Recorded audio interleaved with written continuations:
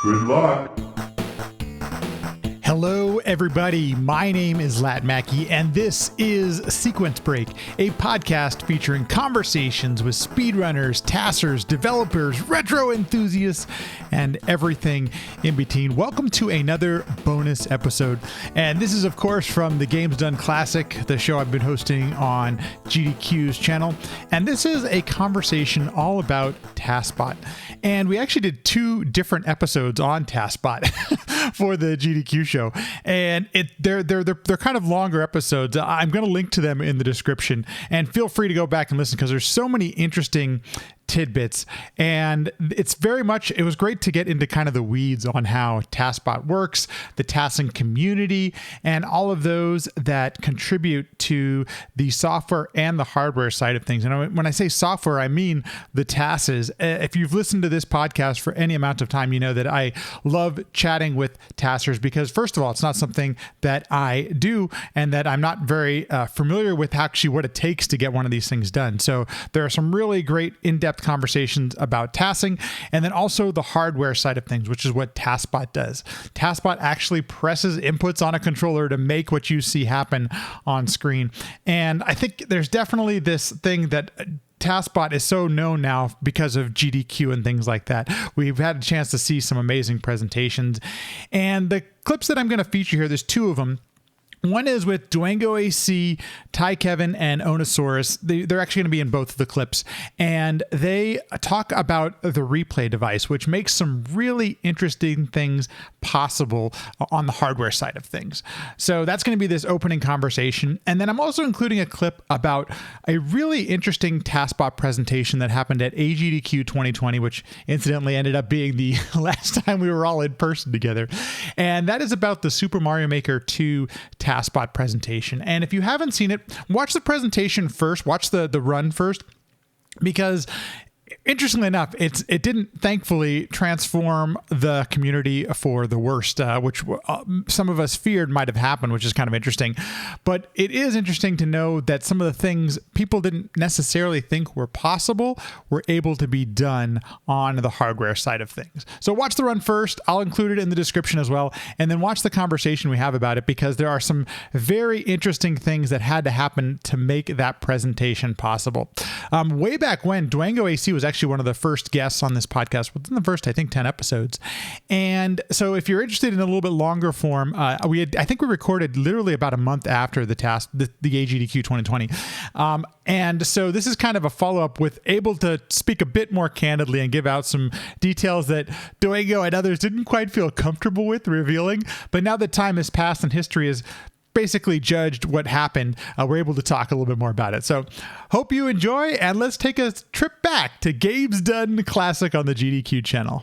I am super excited, really excited to welcome to the roundtable discussion, if you will, Ty Kevin 83 and Ownasaurus to join Dwango and myself. And well, I guess first of all, welcome both of you. Thank you so much, everyone, all three of you. Thank you all for being here. This is great and wonderful. I'm excited to dive in here and chat some stuff.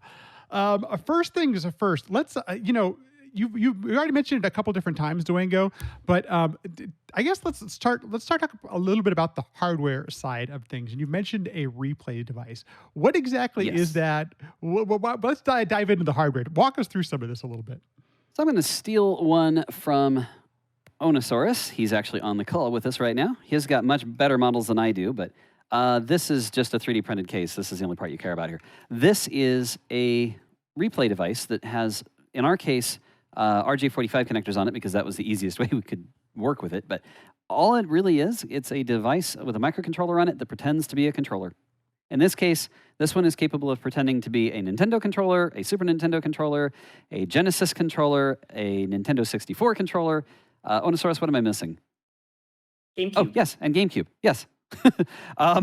So we have these ports so that we can have different interchangeable cable types. So we just terminate the ends. Ownasaurus actually just sent me a new set of cables, which I can throw on screen here. They are 3D printed. On one side is a normal network cable end. On the other side is, in this case, a Super Nintendo end. So we can just swap different cable types. I've got some that go to Nintendo instead of Super Nintendo, and so on and so forth. So I wasn't sure if you could see barely in the corner of my camera a 1,000-foot spool of shielded Cat 5. Nice. It might barely be caught. Oh, no, it's on the other side. Oh, well. But yes, making cables in both. So a replay device is nothing more and nothing less than a board that has the capability of pretending to be a controller for a video game console. What you do with that capacity is entirely up to software. Interesting. Okay. Ownasaurus, why don't I throw this over to you? How did you create your device, and what was kind of your thought process? Like, what gave you these ideas to pursue something like this? Sure. Well, back in the day, I joined the TASBot community, and I started off doing writing a command line interface for an already existing replay device, which was Micro 500's TASLink. Shortly thereafter, we had the PSOC 5 board that Dwango discussed. That's the one where the USB port fell off. And both of them did really wonderful things, and both of them had certain weaknesses. And my goal was basically to learn from my predecessors and, take the best parts of one, take the best parts of the other, have the benefit of hindsight, and create sort of a new generation device that succeeded at everything as best as possible. And in fact, to date, the TASLink is the only replay device that can control multiple consoles simultaneously, as you discussed in the previous TASBot retrospective at Games Done Classic, where you discussed the same inputs on Super Mario Brothers 1, 2, US, 2J, and 3. That's the only replay device that can do that. But aside from that, the replay device that I made called the TASTM32 can do pretty much everything the others can. If you don't mind me asking, and so what's a little bit of your background? Like, had you worked and tinkered with hardware before? Was this one of your first projects? Just to kind of understand a little bit how you get to this thing. Sure. Well, naturally, my background is that I'm a dentist. Of course. So, okay. It's a little more than that. I am a computer science major who went into dentistry. But while I've been a programmer for most of my life because of computer science and before then, I had never really tinkered with hardware. I knew nothing about hardware. I didn't know what a capacitor really did. I didn't know anything, let alone programming microcontrollers and eventually building something like this. This is actually a newer version of what Dwango showed. And I made this. I designed the board in software. This particular one was machine manufactured, but most of them I soldered. I had never made a case before, but now it has this nice case. And basically all of this was learning from my predecessors, reaching out to the community, and taking the best parts of everything. And so I started. Oh, apologies. So we're losing Ownasaurus' stream here for a second. So we're going to get him back on here in just a moment as he's trying to reconnect. While we're waiting for Ona to join us again, a quick question for you, because this is actually a pretty good question in the chat. That are there games that a replay device don't work? And maybe I can throw this over to Ona, either one. But are there games because you mentioned it's just an input device, but are there games that it can or cannot work with? So I'm going to answer this in one way, and perhaps we will revisit this. It is generally believed that disk-based games are difficult to console verify because the randomness of the positioning of the disk, different temperature changes on the laser, would result in non-deterministic loading behavior. Yeah. We might have evidence that this is no longer the case. Yeah, just as a general rule, disk-based system, the entire CD format was designed to be non-deterministic, so it's difficult, but not impossible. Oh no, there's all sorts of other layers with like emulator inaccuracy. That's kind of interesting. Do you mind? Yeah, explain a little more. That's interesting. Yeah, so like in order to make a task play back on a console, the emulator needs to be at least accurate enough that it sends the input at the time that the game is expecting it, whether it's expecting it at a specific like frame or a specific clock cycle. It depends on the console how specific it needs to be. Like the Game Boy needs to be specific to the clock cycle. The NES needs to be more specific towards like the frame level.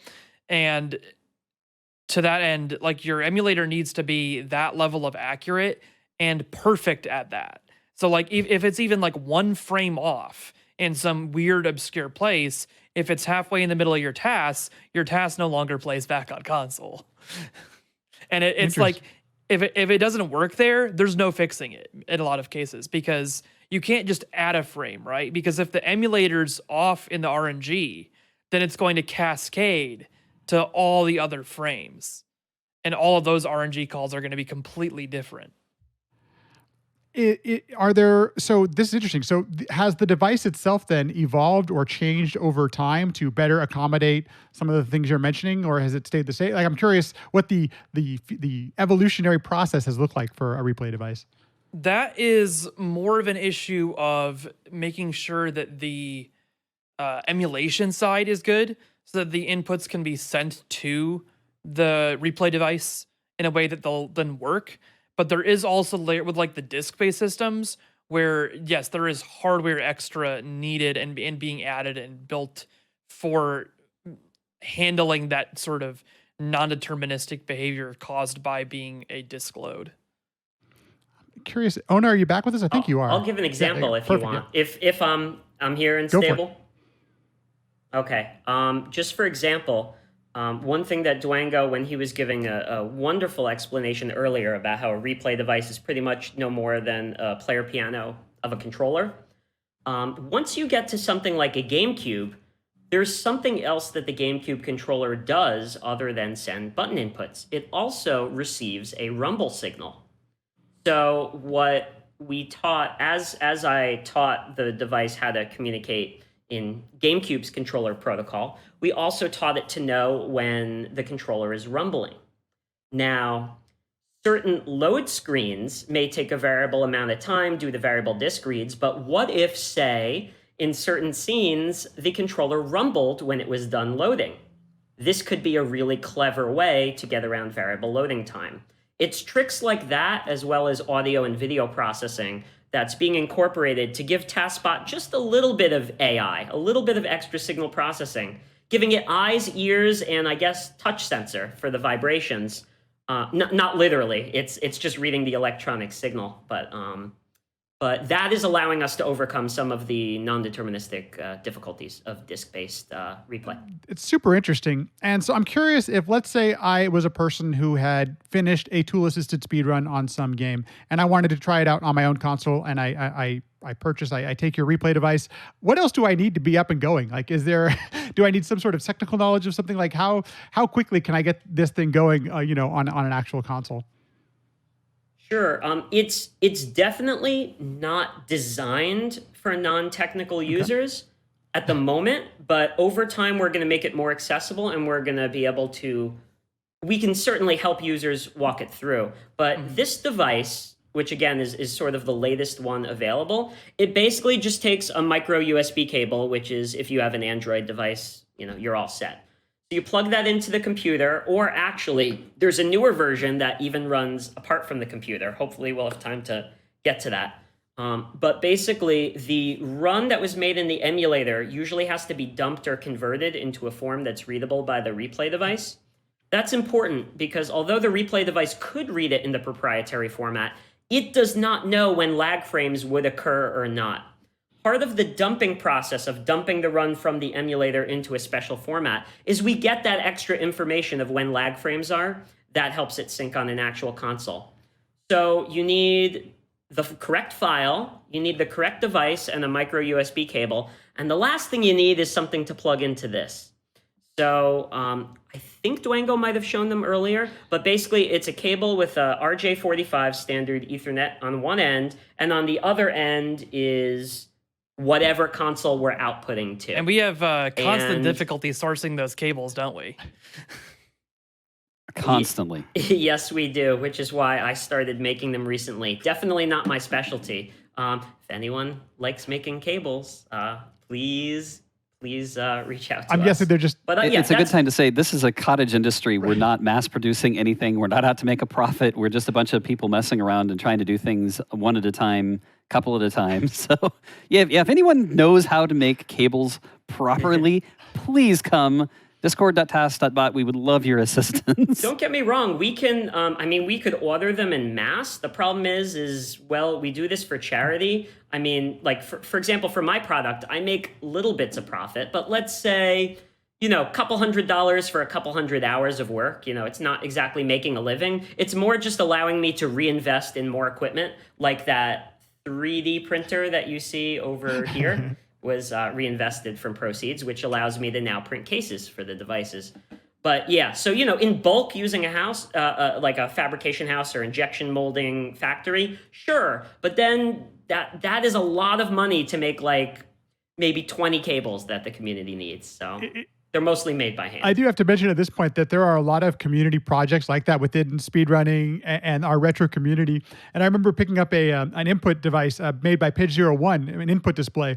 And, there's tape and it's we're doing the individual work to make this happen. We're the people who are splicing these things together and making it possible to happen. So definitely understand. Yeah, I'm encouraging Ownasaurus to figure out a way to make the TAS TM32 work as an input display. I think there's a market there. And I feel like I must say, I don't know when I got cut off earlier regarding the Smash 64 community, but Pidge also comes from Smash 64. Well, as I watch back this, it reminds me, this is the last, AGDQ 2020 was the last time that we were in person for an event. And obviously there's a bit of sadness that comes about with that. But one of the things that I remember probably more than anything that happened at AGDQ 2020, and it may have just been me, obviously, but was a run of Super Mario Maker 2 by TASBot. And before we start this video and get it going, it's kind of an interesting moment in history because I don't think we had seen anything like this before. And so, Dwango, I'm going to ask you and what were some of the thoughts you had before you even decided to go down this route and this avenue with Super Mario Maker 2? Well, the first was, what consequences are there? So every other run we've talked about has been for a console that was designed quite some time ago. Even the Nintendo DS was, our early aughts? It was not a thing that we had to worry about where we were using a brand new console until this run. Because we did this on the Nintendo Switch. And we made it possible to take this hardware and play back a tool-assisted speedrun that is obviously not human effort on a real console on a leaderboard that was connected to the internet. And that made us pause substantially. We're very, very open. I mentioned earlier that I'm the president of the North Bay Linux Users Group. I'm an advocate for open source software, open hardware. All of the stuff we have done is generally published in a way where anyone can copy it, except this. Because this is dangerous. What we're doing here by playing Super Mario Maker 2 legitimately on a console is something that could be abused to manipulate leaderboards. And feel free to start the run if you'd like. Yeah. This run in particular gave me so much heartburn because we were risking a mass casualty event of Nintendo possibly shutting down the entire Super Mario Maker community over cheating, or a lot of other very, very bad possibilities of Nintendo not doing anything and rampant cheating persisting. Either one of those outcomes would have been absolutely terrifyingly bad. So we were super cagey. You can look there on screen. There's an actual black box. I kid you not, ran the cables into a literal black box. It was just a little toolbox we cut sides into. To make sure that you couldn't tell what we were doing. A year later, I'm not nearly as paranoid about describing what we had to do, but at the same time, there are some people in our community that are extremely worried about the consequences, and you're going to see right here what's happening in this video. I don't know if Ty Kevin wants to pop in about it.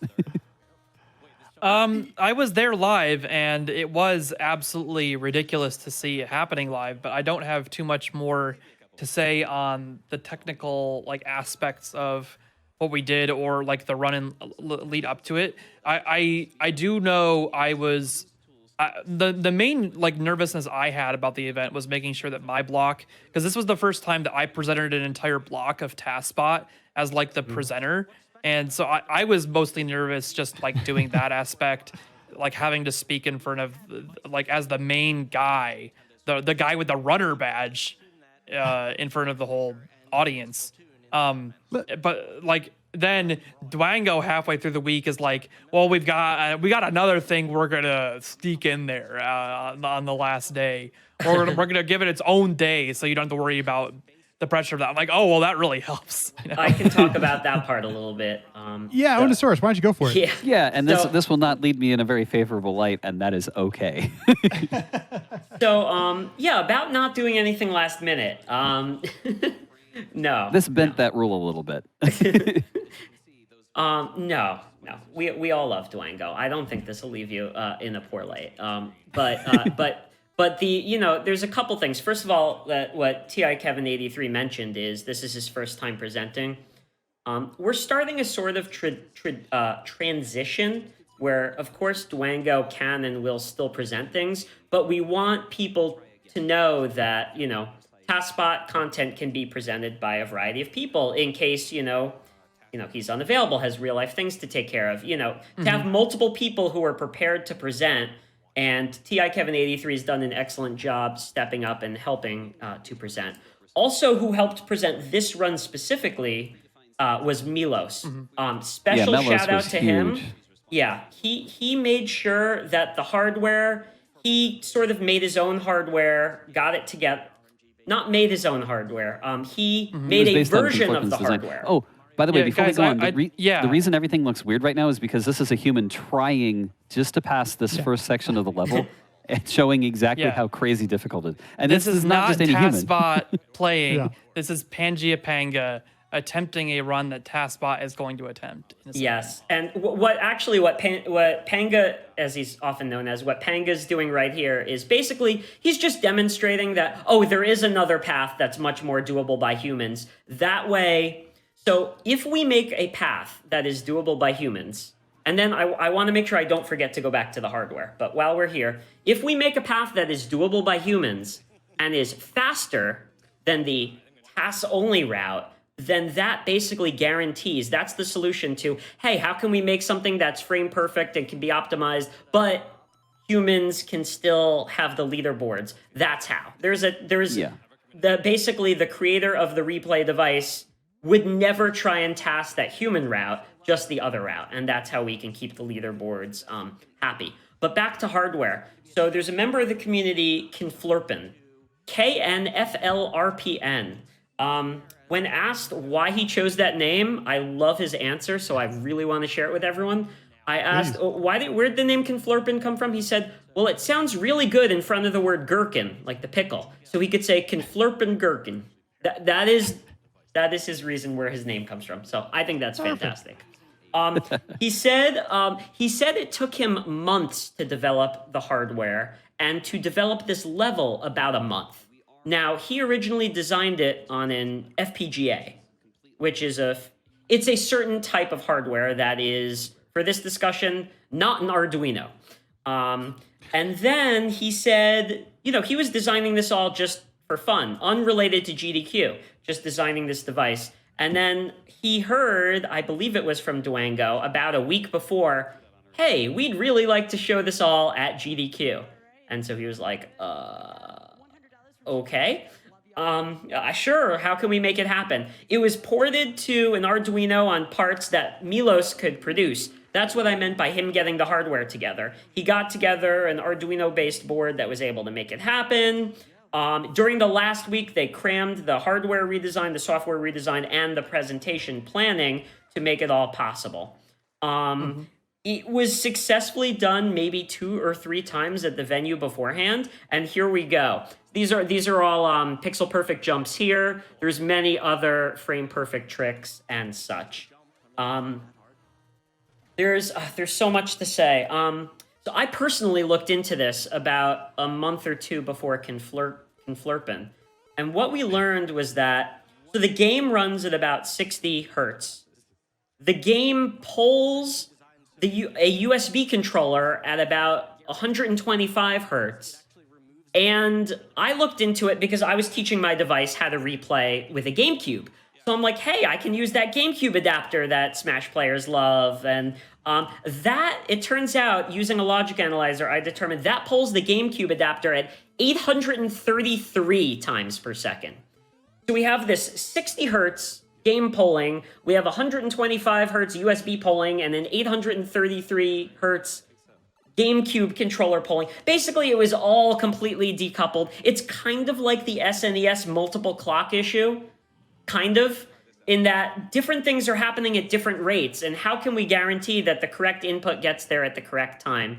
These were the issues that had to be overcome, and these are the issues that Conflurpin was able to solve to make this happen. So really, it was absolutely incredible that it was able to all come together and make this happen.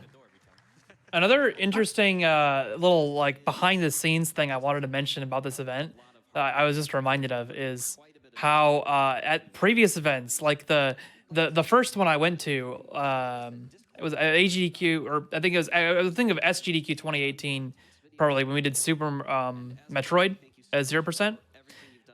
We were in the private practice rooms whenever we were doing like the week's setup, and I think we did the same thing with MashBot, and we got kind of kicked out of that arrangement because of being way too rowdy. It got loud in that room. and loud in the private practice. So we were not very private about our side of the practicing. Anyway, so at this event, though, we were back in the public space. We set up a little like booth area in a corner of the public practice area. And then but then this part, the Super Mario Maker like creation team was not next to the public space of the TASBot teams organizing. Yeah, we didn't want anyone seeing the hardware. Which I think is really interesting, because now we have hindsight. We're a year out, and I remember seeing this and hearing what you were talking about it, and being afraid of Nintendo, suing everyone. Nintendo has been, historically protective over their intellectual property. Ninjas are real. But it's interesting looking back on this with hindsight, in that the other part of this that was a little bit controversial, I guess, is like, oh no, this, as you mentioned, Dwango, does this break the leaderboards? Does this break? Can we believe this and that has happened, and these type of things? And I mean, I could be speaking out of turn, but it doesn't seem like it has. And I'm curious if you feel the same way, or if you've observed anything like that. So effectively, the concerns were valid, and we had every reason to take those precautions. On the other hand, because we took those precautions, we have not seen a massive destruction of the leaderboard. There's also one other element of this. There is a specific thing we've been dancing around in this conversation here, as well as an aspect we danced around in the Ars Technica article on this subject, and danced around even at the GDQ stage last time. We did have an extra piece of hardware that we haven't mentioned here that did need to be used. And ultimately, there are a number of people now that understand what it takes to do this. We simply haven't advertised it widely. But on the other hand, as Ownasaurus pointed out, Conflurpin spent a lot of time manually tweaking that run to make that happen. So in other words, the amount of effort to pull off a heist like this, for very limited benefit, I might add, is a lot of hardware knowledge, a lot of wasted time, not wasted time, but a lot of time investment. Ultimately, it hasn't been worth the trouble. It's difficult enough that it just hasn't come up. There's an alternate future that could have resulted in it being trivial, easy to reproduce, and a complete destruction of the leaderboards. Yeah, and thank you for mentioning it. I forgot to mention that, yes, because there's no Switch emulator, just to be very clear, yes, Conflurpin did build this hand by hand built, frame by frame, built the inputs to make this run possible. Yeah, or at least no Switch emulator accurate enough to even remotely think about. Yes, right, correct. Yeah. But the other thing, it might look quote unquote sloppy, but overall that was just a matter of him literally doing all of these inputs by typing in "go left for this many frames." Okay, press right for 2 frames. This is all very, very carefully scripted together by hand, and a total pain in the butt to make. One other thing that made Mario Maker 2 a great candidate is its, I don't want to say lack of randomness, but when you start a given level, it actually has a set RNG seed. So unlike some runs where it's based on a real-time clock, like we were discussing earlier with certain Pokemon games, every time the level loaded, you started in the same state. It's I do not deterministic. believe that was true for Mario Maker 1. I believe that is only true for Mario Maker 2. Correct. Still, there are variable load times, but by using certain things like positioning yourself against the wall, and also, maybe you don't know when the level loaded, but let's say you go to a certain place and then go through a door. Well, at that point, once you go through the door, you're sort of in a set state. There were lots of things specific to Mario Maker 2 that could be taken advantage of to reliably know what state you were in and base actions off of that. It's something that I still think of to this day, and I'm glad to see, as a fan of Mario and all these things, I'm glad to see that it didn't take us down a path that might have been destructive, but instead it was something that, as I look back on hindsight, I'm like, this is an incredible presentation that was put on, and the amount of effort that had to go in just to protect keeping, we're all gamers. We want to protect our games and things like that. And so the fact that you all took those extra steps to do so, I think is greatly appreciated, because who knows what could have happened had you not taken the steps that you did. I guess that's what I'm getting at. Necessary, truly, because we want to foster a community of togetherness, as it were, between the TAS community and the real-time speedrunning community. This could have absolutely destroyed those relationships. I had some long conversations with folks like Grand Pooh Bear, who was worried, legitimately worried, that this would impact his livelihood. This is not just some, I know it sounds so crazy to say, it's not just a game when it is a game, but let's be honest, this is what he does, what many of the Twitch streamers were actively working on over the course of 2020. In theory, that's what they thought they would be doing. They ended up doing the same thing, but in the midst of a pandemic. But this was their livelihood, and I didn't want to play loose with that. If anything, I wanted to make sure that we were going above and beyond in a paranoid sort of way to make sure that there was no possibility what we were doing interfered with them. And that really is the cornerstone, going all the way back 18 years ago to 2003, when the first task came out and it wasn't labeled. We're not going to make that mistake again. It's why Biscuit, when he started task videos, made labeling and saying this is not human effort.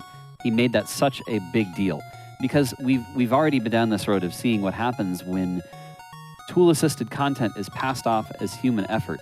It's never good. So we don't want to make those mistakes at any point. We want to foster a good working relationship between the task community and the real-time speedrunning community. And this was truly necessary. Thanks everyone for listening, watching, viewing, liking, subscribing, and sharing. All of that stuff goes a long way to helping out the podcast. If you'd like any additional info, you can go to sequencebreakpodcast.com. All of our past episodes, everything's on there. You'll find everything there. If you'd like to watch live, follow the Sequence Break Twitter. That is Sequence Break PC, and you can join in, ask some questions, watch the whole thing live. It does happen. It's not really a set time, but I do post when I go live. Everything else, if you have any questions or anything like that, podcast at sequencebreakpodcast.com. Thanks for listening, and I'll see you in the next one.